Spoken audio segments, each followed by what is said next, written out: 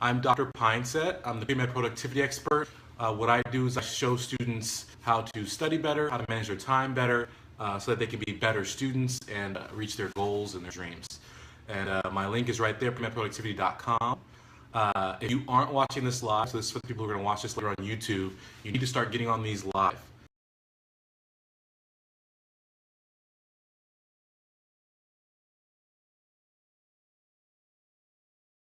We're going to have a good time, and we're going to learn and get better every day.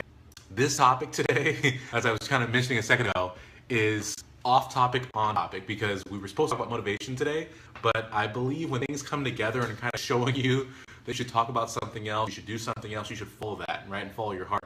And it's so funny because I was actually just started reading yesterday The Power of Purpose by PBS Teams, and then late last night while I'm on call, I see a post by a student that I know who's just finished up at Berkeley. Super proud of him. Congratulations, Mario. But he posted this great middle of the night post, and I'm going to read this quote for him. I don't know who originally said it, where he got it, but his quote was, "What is worse than being born blind?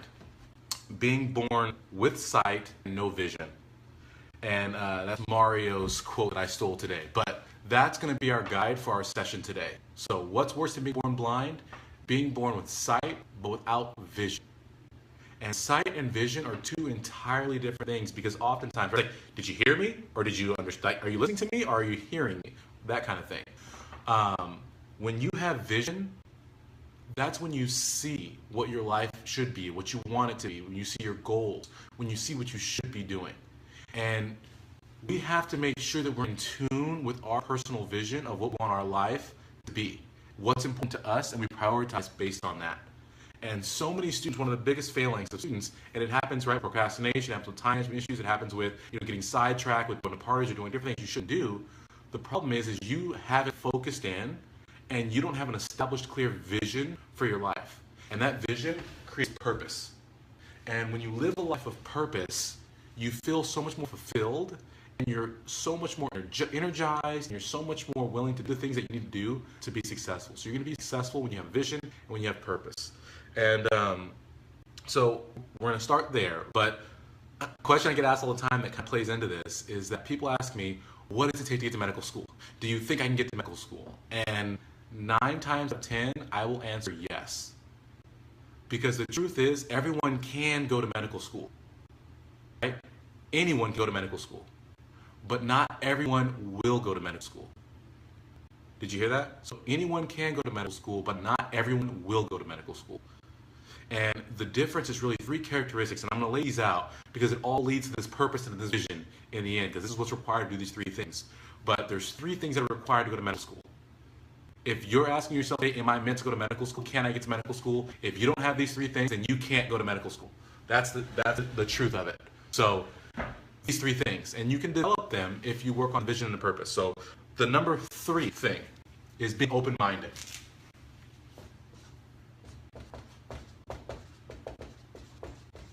Okay? And this is the easiest thing for me to spot when I talk to a student, is if they're open-minded or not. It's apparent very, very quickly. And oftentimes what I'll do is I'll test students. I'll see if they're open-minded early on, because I don't want to waste my time working with students who aren't open-minded. Right? I have a couple criteria, and if you meet these criteria, I'll work with you. But if you don't, I'm not wasting my time with you, because it's a waste, because you will not get to medical school. And the open-minded test that I do is I will actually work with a student, and I'll be with her a couple minutes, and I'll let them tell me about themselves. I'll let them tell me what they're good at, what they're bad at, what they need help with. And I'll start off, and I'll criticize something they're good at. I won't say, oh, okay, you need help in this area, let me help you. I'll say, okay, you said you're good at this. You are great at volunteering, all this stuff. And I'll say, you know what, your volunteering's okay, but it can be better in this way. And I'll just wait and see what their response is. And a student who is not open-minded will reveal themselves immediately, right? Because they have this fixed mindset that, oh no, I'm great in that area. I don't need help there. I came to you for this. And so what they'll do is they'll say that. They'll say, oh no, I'm good with volunteering. I need help with this. And as soon as the student tells me that, I immediately walk away. Because now I know that person is not willing to really accept my help. They want to tell me what they need. But the reason coming to me is because they want to figure out what they need to do. So why would I listen, right?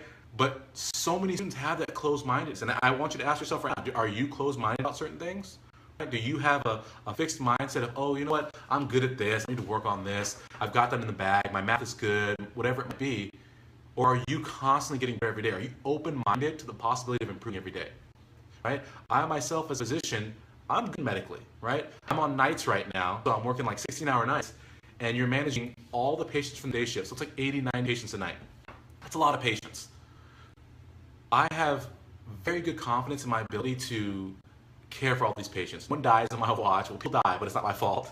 But at the same time, when I call, right, so I get paged by a nurse. Oh, this patient, their blood pressure is 90/40. They have this going on. What should we do?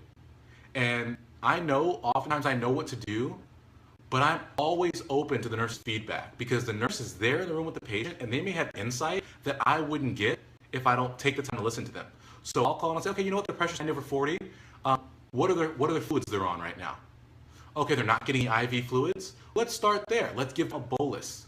Do they seem on exam to you to be fluid overloaded? Do you think the fluid would cause them to have respiratory issues? And the nurse gives me feedback, right? And then I say, okay, well, I think we should give a bolus. Do you think that sounds reasonable? Right? And I'm not letting the nurse necessarily guide care, but I'm getting her input, and that's helping me make my decision. Even though I'm completely confident, I still have an open mind to what I may not know.